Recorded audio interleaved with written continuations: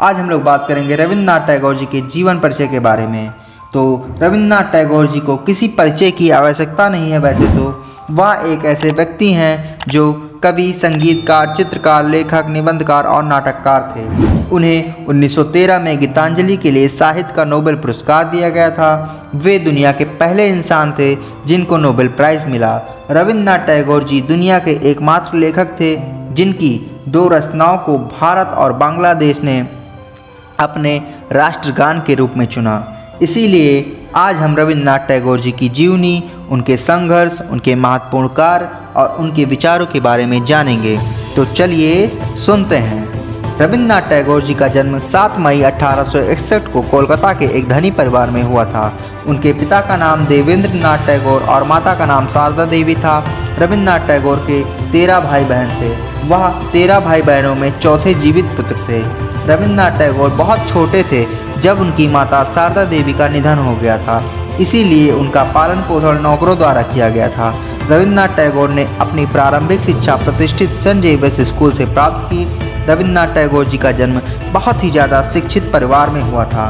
रविन्द्रनाथ टैगोर जी के सबसे बड़े भाई देवेंद्रनाथ टैगोर एक कवि और दार्शनिक थे और उनके दूसरे बड़े भाई सत्येंद्रनाथ टैगोर पहले भारतीय और गैर यूरोपीय व्यक्ति थे जिनको भारतीय सिविल सेवा में चुना गया था। उनके एक और बड़े भाई ज्योतिन्द्रनाथ टैगोर जी को एक संगीतकार और नाटककार थे। उनके एक बहन थी जिनका नाम स्वर्ण कुमारी था, जो एक उपन्यास लेखिका थी। उनके घर में सब बुद्धिजीवी थे और आप लोगों को जान करके हैरानी होगी कि रविन्द्रनाथ टैगोर के बड़े भाई जिनकी शादी 9 साल की कादम्बरी देवी से हुई थी, जो रविन्द्रनाथ टैगोर जी की भाभी थी। रविन्द्रनाथ टैगोर और कादम्बरी देवी की उम्र लगभग बराबर ही थी, इसीलिए ज़्यादातर समय उन दोनों ने साथ बिताया। कहा जाता है कि कादम्बरी देवी रविन्द्रनाथ टैगोर जी से प्रेम करती थी, इसीलिए सन 1883 रविन्द्रनाथ टैगोर के विवाह के बाद कादम्बरी देवी ने आत्महत्या कर ली थी। रविन्द्रनाथ टैगोर जी को आधुनिक शिक्षा प्रणाली बिल्कुल पसंद नहीं थी, इसीलिए वो स्कूल से दूर भागते रहे। उनका मानना था कि प्राचीन शिक्षा प्रणाली आज की प्रणाली से काफ़ी बेहतर है। टैगोर जी ने घर पर बहुत कुछ सीखा था, जैसे कुश्ती, कला, भूगोल, इतिहास, साहित्य, गणित, संस्कृत और अंग्रेजी, जिसमें उनकी मदद उनके बड़े भाई हरेंद्रनाथ टैगोर जी किया करते थे। टैगोर जी के पिता का सपना था कि उनका बेटा बड़ा होकर एक वकील बने, इसीलिए सन 1878 रविन्द्रनाथ टैगोर जी ने ब्राइटन, ईस्ट ससेक्स, इंग्लैंड में एक सार्वजनिक कॉलेज में एडमिशन लिया था। बाद में उन्होंने कानून सीखने के लिए लंदन के यूनिवर्सिटी कॉलेज में दाखिला लिया, लेकिन स्कूली शिक्षा में रुचि की कमी के कारण उन्होंने पढ़ाई छोड़ दी और शेक्सपियर के विभिन्न कार्यों को उन्होंने अपने दम पर सीखा। उन्होंने अंग्रेजी और आयरिश और स्कॉटिश साहित्य और संगीत का सार भी सीखा। 1880 में वे बिना डिग्री के बंगाल लौट आए।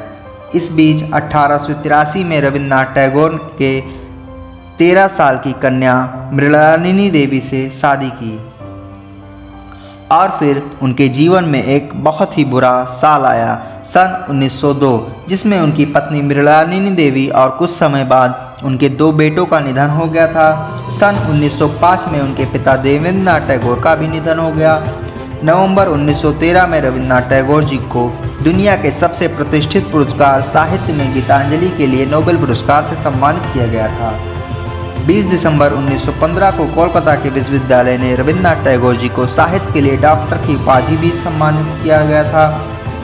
विश्व भारती विश्वविद्यालय को चलाने के लिए रविन्द्रनाथ टैगोर जी ने अपनी किताबों की कॉपीराइट, यहाँ तक कि अपनी पत्नी की गहने तक बेच दिए थे। उन्होंने जीवन भर इस विश्वविद्यालय के लिए काम किया।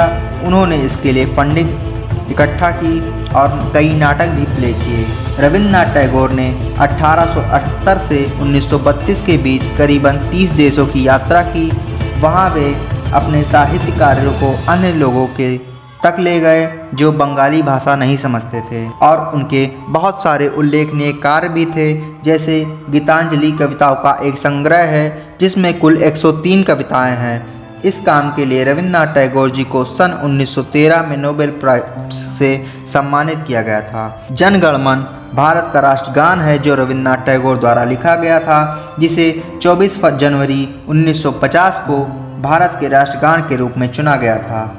रविन्द्रनाथ टैगोर जी हमेशा कहते थे, उच्चतम शिक्षा वह है जो हमें न केवल जानकारी देती है बल्कि हमारे जीवन को सही अस्तित्व के साथ सामंजस्य बिठाती है।